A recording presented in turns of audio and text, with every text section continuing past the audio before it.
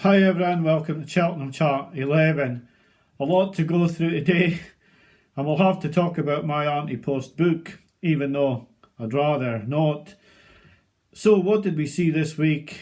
I've got controversial things to say. I think they have to be said. I'm horrified that Irish racing journalists haven't been bringing this up, but they've probably, well, they're just a bit spineless in truth. I wish we had someone like Lydia Hislop, who would actually ask the questions in Ireland. They seem to be on a bit of a gravy train there and no one's prepared to ask the questions.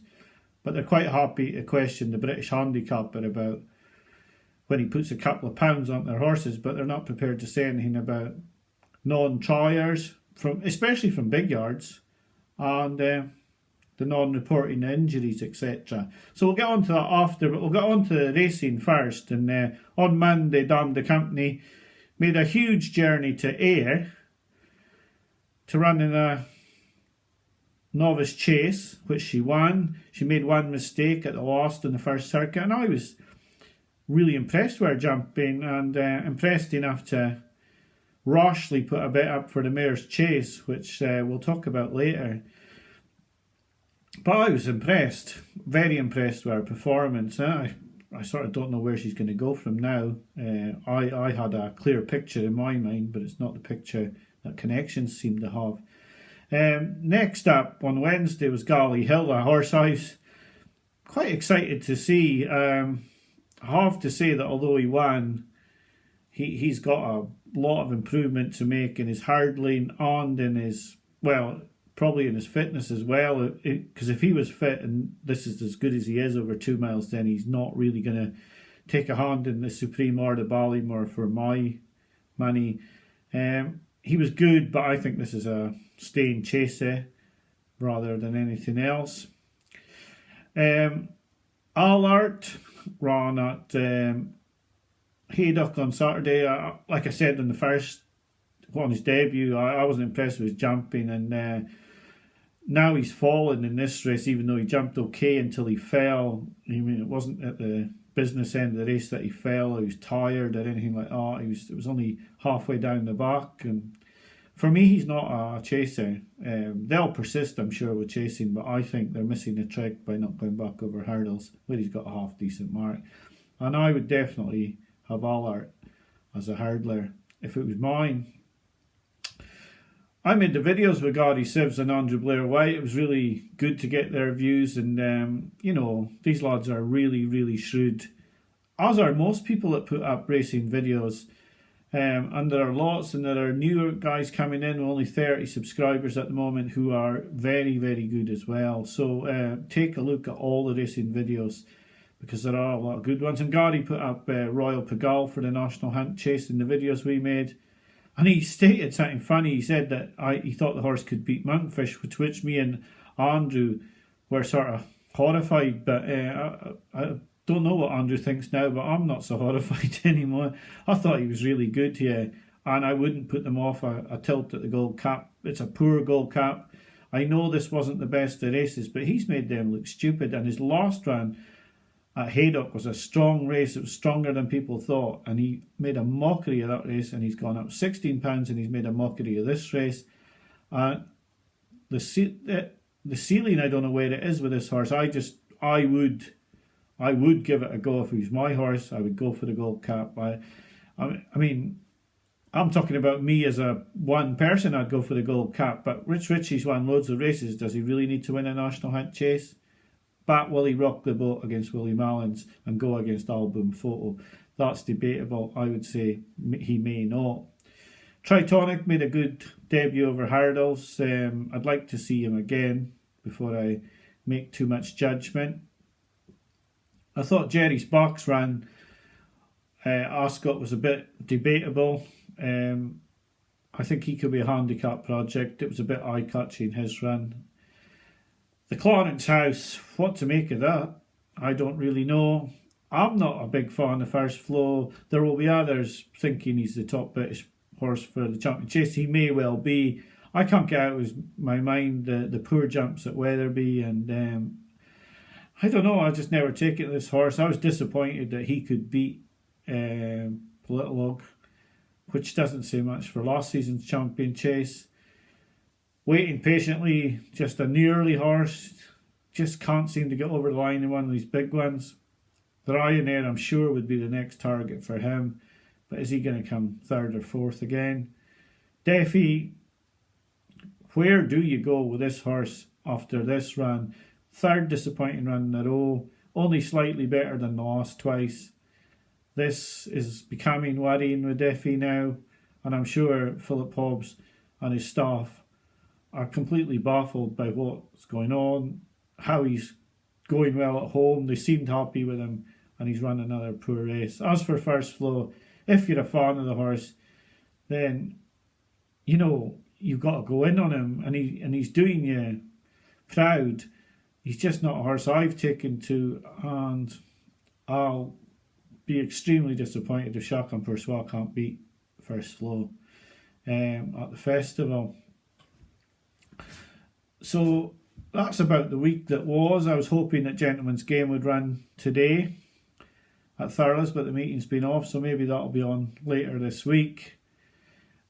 I think, before I go on to my Ante-post book, I have to talk about the comment. Like, I'm going to talk about two of the biggest trainers in the game now. And Lee Courts, and I'm going to talk about the sponsorship of 1 Yard, and then about another thing with the Irish Yard. But the sponsorship issue, Lee Court sent a comment in. Now, this is how open you are to criticism if your yard is sponsored. Because yesterday at Haydock, the meeting was sponsored by a bookmaker, and that bookmaker sponsored Nico de Boinville and Nicky Henderson. And yesterday, Nicky Henderson had 3 losing favourites at the meeting sponsored by that bookmaker, and Nico de Boinville had 4 losing favourites at that meeting sponsored by their bookmaker. And his comment was very, very funny, but it's something that made me think after, and it's something I've thought about a lot. With these yards that are sponsored by bookmakers, they really are there to be shot at. Should that really be going on? Should they be sponsored by bookmakers? Isn't it open to so much shenanigans, really, if they wanted to? So, yeah, it made me laugh anyway, and it made me think. The other yard I want to talk about, I highlighted the run of Black Bull last week, which I thought was highly contentious, to say the least. And I'm not going to go through that again, but I want to go through this week about Ruby Walsh's comment on the road to Cheltenham, where he said, and he definitely said, the Big Getaway was injured in his last race. Yet, it's taken until declarations for Cheltenham for that news to come into the public domain. And meanwhile, since his last race, people have been betting on that horse for the National Hunt Chase, the Festival Chase, and for the RSA and the Marsh. So it wasn't newsworthy to say that the horse was injured. Clearly not. Twitter and everyone associated with social media seemed to know that Fernie Hollow was injured. The Supreme Novice Hurdle favourite was injured, and it was all over Twitter for weeks. Yet it wasn't announced until the decks for Leopardstown came out. She Wears It Well had a setback this season and wasn't declared for a Grade 1, and it was common knowledge on social media that the horse wasn't right. Not one official statement from that yard saying, and not one journalist asked the questions. They're scared of Ruby Walsh. Why, I don't know. I mean, he's only a person at the end of the day. Just because he's going to scowl and get upset doesn't mean that the questions shouldn't be asked. These questions have to be asked. I'm appalled that Irish racing journalists just want to be in the pockets of these big trainers. Because you could be assured, if this was a small yard with a big horse who was favourite for the Supreme, and they kept it out of the public eye for 3 to 4 weeks that the horse was injured, they would be getting scrutinised. And if it was like and different yard that had the Mare's Novice Hurdle favourite, and they didn't say about her setback, then there would be plenty asked. And if there was another smaller yard in Ireland that had a horse who was high up in the betting for the National Hunt Chase, the Marsh, and the Festival Chase, and they didn't say that the horse was injured in its last race until the declarations went through, I'm sure that the Irish journalists would be asking questions of them and decrying them and vilifying them. Yet it's a big yard, so they've said nothing.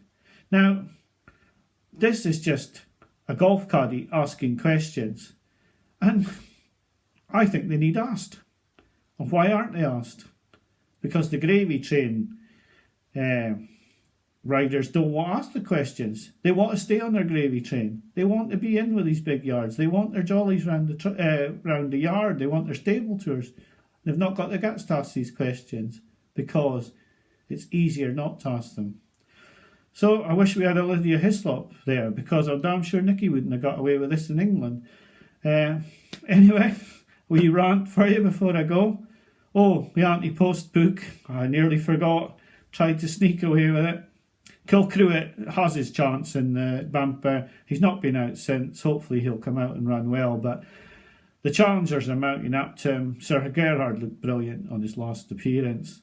It's a big ask. You can't rule him out. He's slightly shorter than when I put him up. He's got his chance. Delvino, that was a good race she won. I was mighty impressed.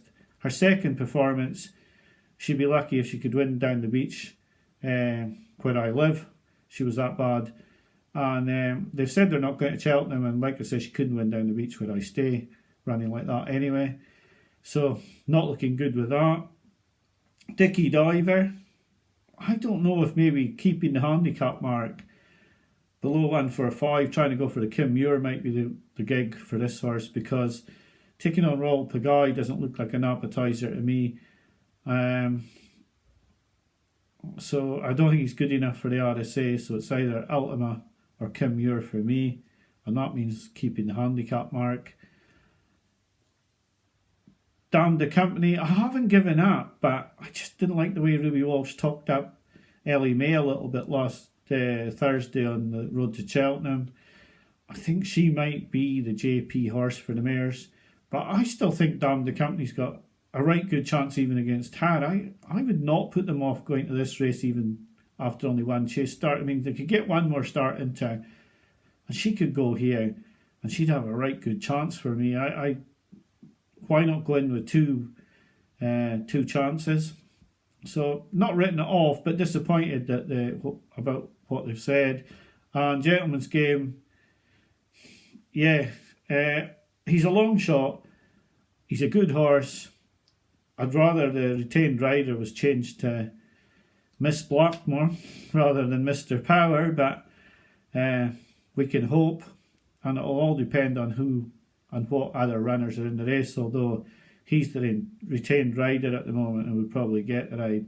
We'll just have to see how he gets on when he runs next first, though. So that's the bets. In a nutshell, they're not as good as what I'd have hoped, but you can't have 5 brilliant bets, I don't think. They might look better after the Dublin Racing Festival, who knows. Anyway, that's enough from me for this week. Controversial about Mallins, but it has to be said. So I'll thank you for watching. Have a great week, and I'll be back to you episode 12 next week. Bye for now.